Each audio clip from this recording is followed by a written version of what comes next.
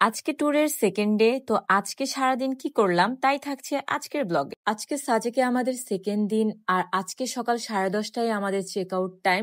তো সময় খুবই কম। তো ভোরবেলায় উঠে আমরা সবাই রেডি হয়ে যাই। ভোরবেলার ভিউটা কিন্তু মাশাআল্লাহ খুবই সুন্দর ছিল, আর আমাকে দেখে ভয় পাওয়ার কিছু নাই। আমি একটু ফেস মাস্ক দিয়েছিলাম। সকালে শাড়ি পরে ঢং করা শেষ করে অলরেডি আবার ড্রেস চেঞ্জ করে বের হয়ে গিয়েছি লুসাই গ্রামে যাওয়ার উদ্দেশ্যে। একটু হেঁটে সামনে যেতেই দেখি যে রিসোর্টের সামনে আদিবাসীরা তাদের বাজার নিয়ে বসেছে।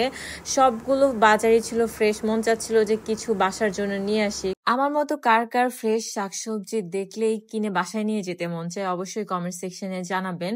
আমরা হাঁটতে হাঁটতে চলে এসেছি লুসাই গ্রামের কাছাকাছি।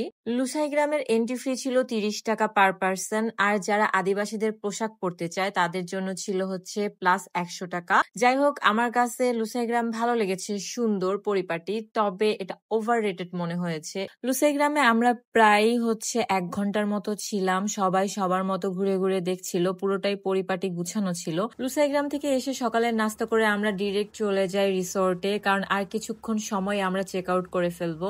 আমি তো পুরো মায়ে পড়ে গেছি, আমার খুবই কষ্ট হচ্ছিল যে আমার এখনই হচ্ছে রিসোর্টটা ছেড়ে দিতে হবে। যাই হোক, যাব না বলেও তো ছেড়ে যেতেই হবে।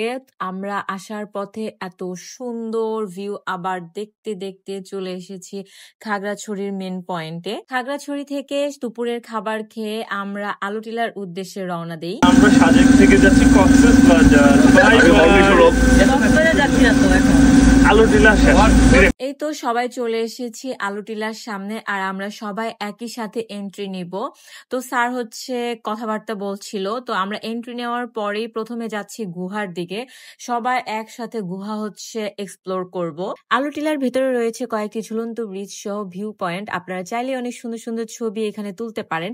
আমরা এগুলো পরে করেছিলাম। প্রথমেই চলে গিয়েছিলাম আলুটিলার গুহাতে। তো আমরা হচ্ছে দুতি ম্যাম এবং হাবিব স্যারকে ফলো করতে করতে এক পা দুপা করে করে চলে গিয়েছিলাম গুহার সামনে। সিঁড়ি দিয়ে নামার সময় তো ভালোই লাগছিল, আর ভাবতেছিলাম যখন ওপরে উঠবো তখন আমাদের অবস্থা কি হবে। গুহাতে অল্প পরিমাণ পানি ছিল আর অনেক অন্ধকার ছিল। আমরা মোবাইলের ফ্ল্যাশ অন করে করে পুরো গুহাটা পার হয়েছি, আর সবাই একসাথে ছিলাম, হই হুল্লোড় করতে করতে গিয়েছিলাম বলে আরো বেশি এনজয় করছিলাম। আজকের মতো আমাদের ঘোরাঘুরি শেষ। রাতের খাবার খেয়ে আমরা ডিরেক্ট রওনা হয়ে যাই কক্সবাজারের উদ্দেশ্যে।